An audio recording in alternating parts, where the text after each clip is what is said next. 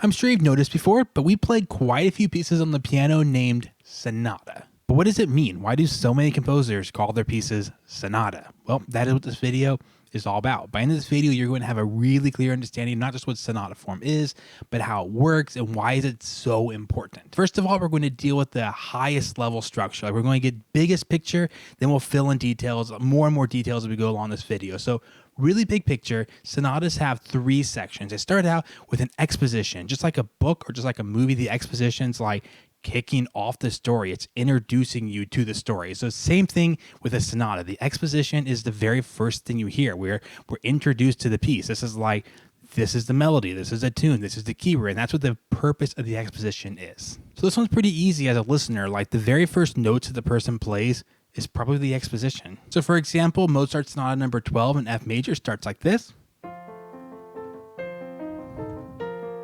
That is the beginning of our exposition. Then we have begun the piece. And then almost always at the end of the exposition, composers write a repeat sign. Now, as you go along in music and get later and later, they stop writing that repeat sign. But for quite a while, like Haydn, Mozart, most of Beethoven, you're going to have that repeat sign and do the exposition twice, which is really kind of important for the form, because if you don't know the piece, you kind of hear the exposition, then the composer repeats it and says, okay, this is the exposition. This is the playing out the beginning. Now you really know the piece because you've heard the exposition twice. And that takes us right to our second big section, which is the development section. And the development section is often really easy to find. You literally look through your music for the first repeat sign that takes you back to the beginning. And it's the part that starts right after that repeat sign. That is the development. Now, what will almost always happen is the exposition will come to a close. We'll get into more of the little details later, but the exposition will come to some kind of a close where you feel like it could be the end of the piece maybe. And the development section is going to do just what it sounds like. It's going to develop what you heard in the first. The development section is definitely the loosest of all the sections. Like we don't have a lot of rules for the development section, just that it's almost always going to take some of the themes, some of the ideas that we heard in the exposition and develop them. Maybe like do them, but do key changes with them, or do them higher, do them lower, do them faster, do them slower. It's going to develop these ideas and then build and build and build. And then at the end of the development section, we're going to crash back into the recap. And the recap is just what it sounds like. It's the exposition again. So that is, again, the highest level structure of a sonata. You have an exposition. This exposition goes on for a while. It has parts like, and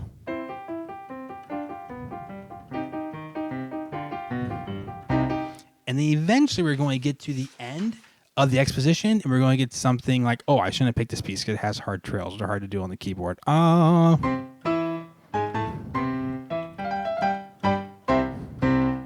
It could be over, but now we're going to develop some ideas, and we go.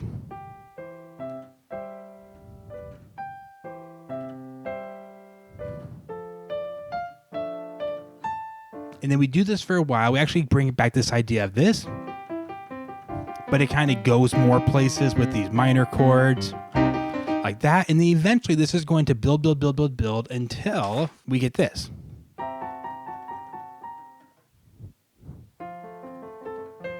And you should feel like, oh, we're back to the beginning. That is, again, the big picture. The big picture is we do something, we repeat it so you really know it, we develop it. Often the development sections are, again, more loose. They don't have as many rules, but they should feel like intense. They almost always have the most drama. You're just like, what's going on? Like, we're getting further and further away from home. We need to get back to the beginning. And then one of the most important, the second most important part of any sonata is when we get back to the beginning. And composers do this a ton of different ways. This piece I just played for you actually, does this little... It sounds so delicate and cute, right? Some pieces are going to crash back into it like... I forgot it. That. We're back to the exposition. Like some pieces have the big build, and then boom, back to the beginning. Some pieces are going to kind of fade away and then back to the beginning. But that is one of the important parts. The recap then is going to end much like we ended the exposition. It'll probably end in lots of the same way. We'll get into smaller details later, but the big picture is you're going to feel like it kind of ended in a similar way, and then the sonata is over. Before we zoom in one layer detail here, I just want to mention that not every piece called sonata is in sonata form. In fact, most sonatas are comprised of 3 or 4 movements, sometimes 2, sometimes 5, but often we expect 3 or 4 movements. we expect the first movement to be in this sonata form. The second movement often is not. The third movement often is not. I mean, especially the second movement. The third movement can be, but the other movements don't have to be. We really expect it in the first movement, though. So when a composer writes a sonata and they put 3 movements in there, most likely that first movement is a sonata, not necessarily the second or the third. And there's even a chance the first movement isn't. Like sometimes you see a first movement and the composer says theme. Then you see like 20 measures, 32 measures later, variation. Well, that is a theme and variation. It's not a sonata form. All right, now we're ready to dive deeper into the exposition, see how the exposition is put together. You should expect expositions to have 2 main, we traditionally call them themes. However, that's not the most accurate term because they can have more than 2 themes. There can be more than 2 melodies, but kind of 2 primary themes or 2 primary sections, 2 primary areas. And often these themes are going to feel different from each other because that's how the composer is going to build a drama. This exposition can almost be like played by itself and kind of understood, made sense that way. So they want these themes to kind of be contrasting, so you kind of have a drama in the exposition. So the one I played earlier, the Mozart,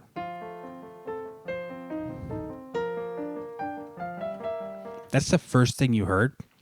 That's the first theme. I know, it's not that complicated, right? The first thing you heard is the first theme. The first theme of this piece.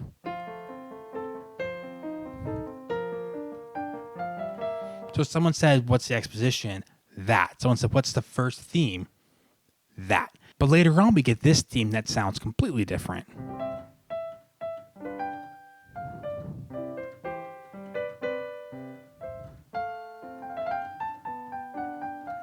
And then they get from the first theme to the second themes, composers write what we call a transition. When the transition is just what it sounds like. It's a transition from our first theme going to take us into the second theme. You can often tell what the transition is because often the notes get really fast, maybe less melodic, just a bunch of really fast scales or arpeggios. And you're like, oh, this doesn't really feel like a melody I would sing as much as just like, you know, a fast, I shouldn't say the word transition, but you know what I mean. I'll play this Mozart for you in a second. We had a first theme, which was this. That one's going to end like this.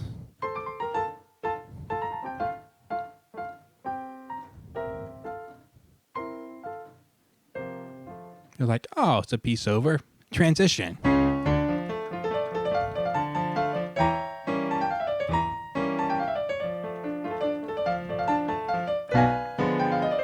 Like, this does not feel like, oh, now sing what I just played, right? You really can. It's like, it's so skippy, just runs all over the place because we're just transitioning. We're trying to get from the first theme to the second theme. That transition ends like this.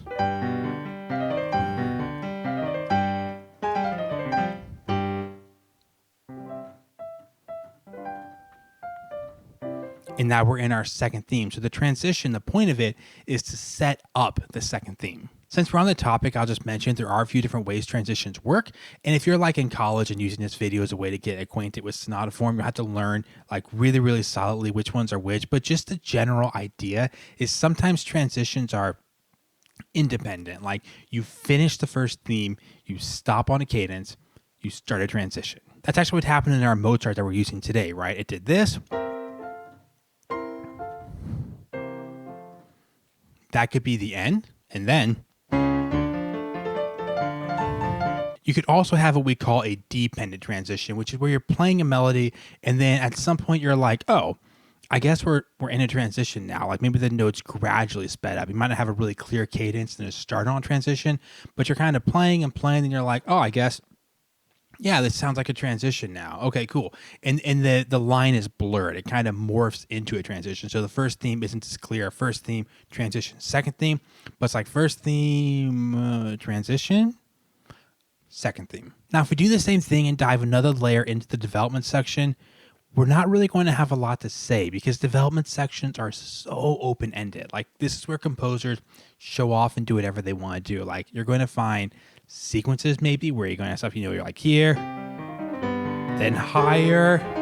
I missed a lot of notes there, but then higher, where you're going to have like a churning out like faster and faster and faster. Often composers will use maybe a melody from the exposition, but then do it and then do it in a different key, then do it in a different key, then do it in a different key. And you'll kind of feel like, oh, like it keeps getting more exciting or something. Sometimes composers get really quiet for a while and just have something beautiful. Like a lot of things are on the table. So I'm not going to teach you a lot about this layer of the development section because there's just not a lot to say 100% certainty, right? It's kind of like they develop, they be really creative, and eventually they get back to a big moment or a small moment, some moment in the drama where we return to the exposition, but we call it a recap. And then for the recap, you already kind of know it. It does the same thing the exposition does. You're going to the first theme, you're going to do a transition, and you're going to do the second theme. Okay, earlier I told you that the most important thing was to get the big picture. And that was true. I didn't lie. Like, unless you get the big picture, these little details won't make any sense. However, I haven't really told you yet what really makes a sonata, and that is because that's in the deeper details. So right now we're going to get into what truly makes a sonata have its drama, have its feel, and that's what key you're in. In every sonata, there's this drama of starting out in your home key, like whatever your home key is. You key of F, it's F major. Key of C, C major. A minor, and then dragging yourself away from that key, sometimes for a long time, and then the drama of how are we going to get back to that key and finish the piece in the right key. That's added to the core of sonata drama. That's why sonatas work so well. The whole drama that composers love is what are we going to do? How are we going to start out? We travel away from home, but eventually we have to make it back. So this layer of detail, we're going to get into how composers do that. And this is honestly the most fun part because it's pretty simple, but the composers put their own touch on it. They do a lot of really cool stuff with it. So the basics is this: whatever key you're in, we're going to call 1. Like if you're in the key of D major, if there's 2 sharps, that's 1. If you're in the key of A major, A is 1. If you're in the key of B flat is 1. We're going to call that the key of 1. And pieces start in the key of 1 almost always, because I mean, if a piece starts in A, you're probably not going to say the piece was in the key of D. There are exceptions, but we're talking like generalities right now. Like the sonata I played for you is sonata number 12 in F major. It starts in F. Now it goes away from F and then goes back to F, but basically the first theme is in F. And then actually the first theme ends in F. It does this. That's the first theme is supposed to end in whatever key you're in. So you notice here I say first theme 1. That's because whatever key your piece is in, that's what the first theme should be in. So even we do this, those are all F. But this is where things start to get interesting. Our second theme is in the key of 5. By key of 5, I mean whatever key you're in, you have to go to the 5th note, and that's what key you're in. So if your piece is in the key of C, C major, the second theme will be in the key of G. If your piece is in the key of A flat, your second theme will be in the key of.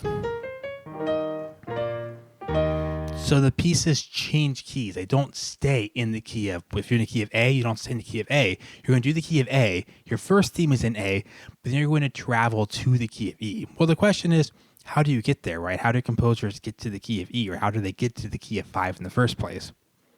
The transition. That is what the core function, I would say, of the transition is. Like you're in the key of 1, the transitions are going to do all this crazy fast notes. It's supposed to feel like things are moving because you are moving. It's going to often change keys and take you to the key of 5. To go back to our main example, our first theme was in the key of F major. That was 1 because F is 1. You have to ask yourself, if F is 1, then what is 5? C is 5. So our second theme should be in the key of C major. So F major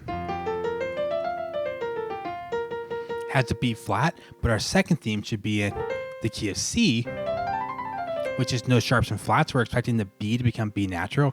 And our second theme here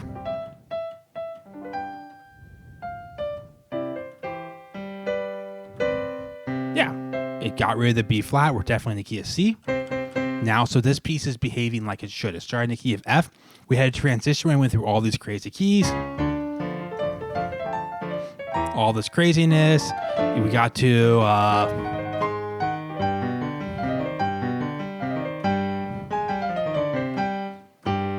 and then we're in the second theme now. And the way you can see the second theme, sometimes it's a little confusing if you're like, well, how do I know where the transition ends? Often it's obvious, but when it's not obvious, the thing you're looking for is the new key. I didn't tell you that earlier because I didn't want to dive into the deeper details before we got there. But if you're like, I'm playing this piece, is this a second theme? Is this a second theme? Well, like I said earlier, the theme isn't the best word. Think of it more as the first, I didn't say this earlier because I didn't want to confuse you, but the first key area, the first tonal area, and the second tonal area. We were in the key of 1. Now look for the key of 5. And the reason that's important is this Mozart I'm playing for you right now actually has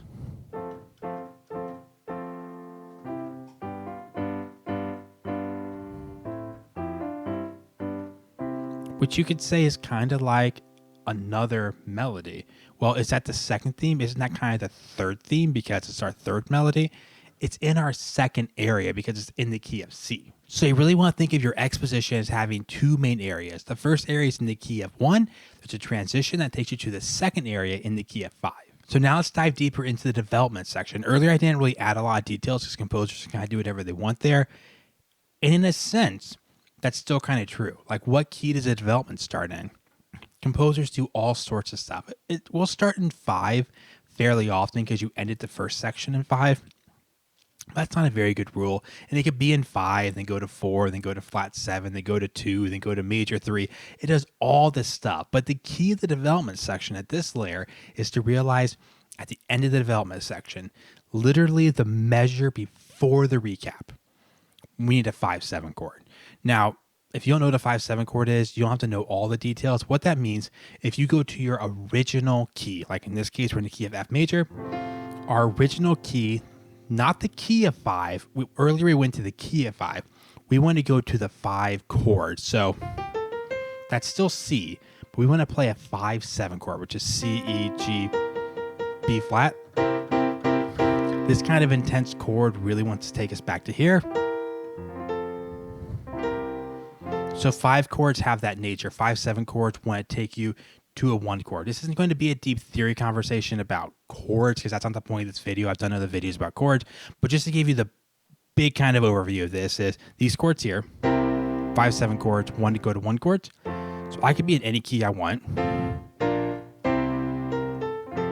I play any 5/7 chord, and now I want to go to this key. I played an A flat 7 chord, which is the 5 of D flat. Then I could play an A7 chord. It wants to go to D. Now I can play an F7 chord. It wants to go to B flat. So 5/7 chords kind of take you back to a key. So the end of the development section, whatever you've done tons of developing. You could have gone to 7 different key areas. You could introduce new melodies. You could have developed the original melodies. You're going to land on a 5/7 chord of your original key and take you back to the original key. Our Mozart earlier we were playing, the development section is wild. It starts in the key of 5. Very pretty. Eventually we get this. New key. New key. New key. Ah, wrong chord. New key. New key. New key.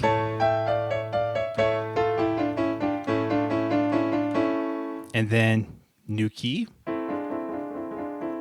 Mozart trying to find how to get back home. Not quite. And that is our C7 chord. That's our 5 chord of the original key. We're now ready to go. So now you understand development sections a little more. I mean, I know I'm butchering this. I don't know this piece that well, but they just go through all this stuff. They're going to be crazy, wild, wild, wild. And the composer's trying to get back to that 5/7 chord, which will take you home. And Mozart here even kind of makes, I don't want to say a joke of it, but it kind of is a joke, right? He plays this chord here. No, he pauses and goes, what about this one? Warmer, but not quite. What about this one? Ooh, that sounds good. There it is. This is actually a good moment to pause and say, next time you listen to a sonata, try to hear this. You're going to hear a theme, you're going to do a transition, second theme. You might even repeat that, do first theme, transition, second theme. But then when things start to go crazy, you might be in the development section. And the way you should be feeling is, how are we going to get home? Like we are getting just through all these keys. This is getting wild. It's getting wild. Then when somehow the composer is going to wrap it back around and get back to your original key. So now that we're on the recap, we actually have a problem. Like we can't just take the exposition, copy paste it, and put it as the recap. Because remember, the exposition ended in the wrong key. Like if you're in the key of 1, it ends in the key of 5. Pieces really should end in the key they started in. So we can't just take those notes and shift them over here and do them again, because a piece would end in the wrong key.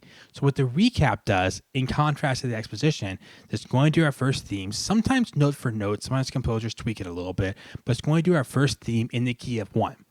It's going to do a transition, but often it'll do a false transition, or the transition will basically not, it'll be there, the notes will be there, but it's not really transitioning you because you stay in the key of 1. So when you start that second theme, you expect to hear the second theme you heard earlier, but now transposed to the right key. And this is the way composers end in the right key. So instead of going from 1, transition to 5, they do 1, transition, but tricked you, stayed in 1. Okay, so let's look at our example. Of exposition, we had key of F. Second theme, key of C. So that key of C major. Okay, now, recap, we have F major. But instead of C major here, we get, which sounds weird to us now because we heard the C major one. That's actually the normal one. We're in the key of F. We're in this key. And then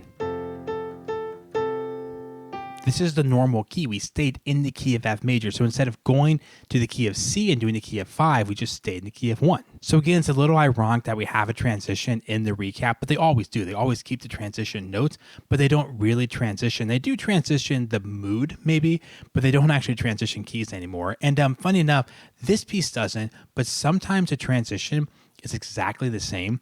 It still modulates and goes to the key of 5, but then just goes, nah, and they just shift back to the key of 1 because the second theme should be in the key of 1. Okay, so take what you know so far. We have an exposition, development section, recap. Exposition has 2 areas, first area, second area, first theme, second theme. Development just does whatever it wants. It eventually goes back to the recap with the first area, second area. Go to a level deeper. First area is in the key of 1.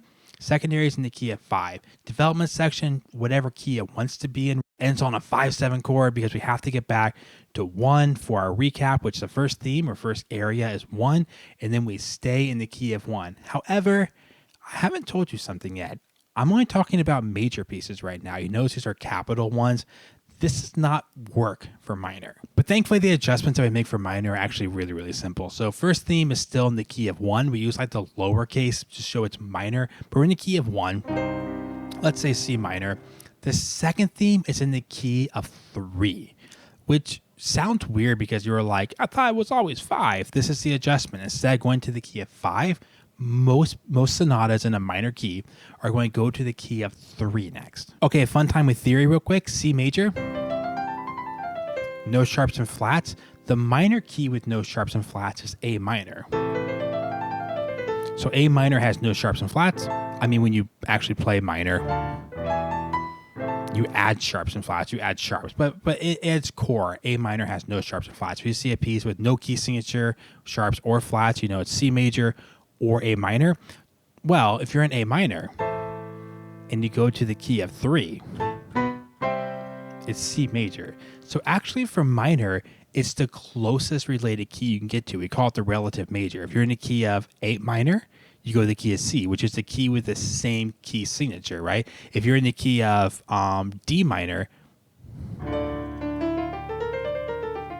the key of 3 is the key of F. So actually it's a really easy key to get to. It makes perfect sense to go there because it's the same key signature. It's like, and I don't want to say it's the same key. It's not the same key, but it's the same key signature. So minor pieces start in 1, and instead of going to 5, they go to the key of 3. Now, there's still a development section where weird stuff is going to happen. Composers do whatever they want. You're still going to end the development section on a 5/7 chord. So you kind of go from the key of 1, second theme, key of flat 3, development, crazy stuff happens. Eventually, 5/7 chord to go back to the key of 1. Now, you're kind of supposed to learn the recap, just like when we were in major. It just stays in the key of 1. You're just going to say first theme in the key of 1, transition, stay in the key of 1. However, you notice I put a slash here for like 1 or 1, major or minor. The reason is composers do this so often, I just wanted to include it, that when they go to the second theme sometimes, they actually kind of have a decision to make. Like, what is more right? Should they stay in the key of minor 1 because we're in a minor key? We should stay in minor and play it in minor, or should they play in major 1 because in the exposition the second theme was in the key of 3, which is a major key. It was the relative major.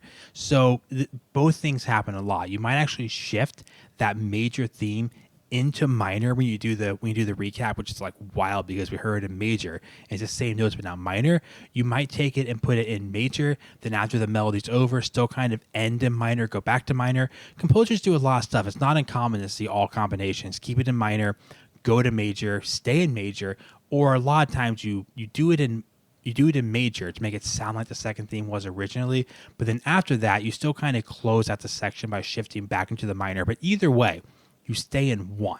You're not going back to 3. You stay in 1, and then like it just depends on whether you want to do that second theme and basically honor your key, we're in a minor key, or do you want to honor the fact the second theme was originally in major. So what I've told you so far is the norm. This is what you should expect when you jump into a sonata. However, like I said earlier, one of the best parts of understanding sonata form is that not only can you follow the drama better the way it was meant to be, but also you'll start to notice when composers do exceptions. And I'm going to show you one of those right now because I think it is so cool, and it's with a piece that almost all of us know, at least we recognize. And that is Mozart's Sonata in C major. Everyone's favorite sonata, right? It's in the key of C. Our first theme, our first area is in the key of C, just like it should be. And then we get a transition. Why I tell you transitions when the notes kind of speed up, start maybe changing keys slightly, like here. That's a great way to wipe the slate clean, right? You just do a sequence up and down over and over again. You don't know what key you're in. This ends with this. What happens next? We should get a second theme.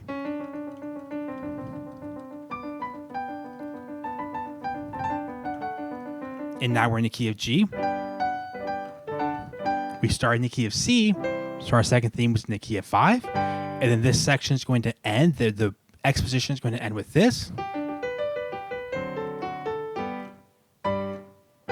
We end in the key of G, just like we should. Now you're going to see a big exception, something really cool Mozart does in just a second here. But first of all, we have to get to the development section. And what key does the development section start in? We don't know. This one starts in minor 5. Really, really shocking. And just like a good development section, it goes through tons of key areas. Like we're here, that's kind of like a minor, and then we're back to this one, and then we're to this one, but then we get a 5 chord, and we get this. Now, it might not be obvious unless you study this piece, but we're in the wrong key right now. Like we started in the key of C. But the recap starts here. The recap's in the key of F. That's totally wrong.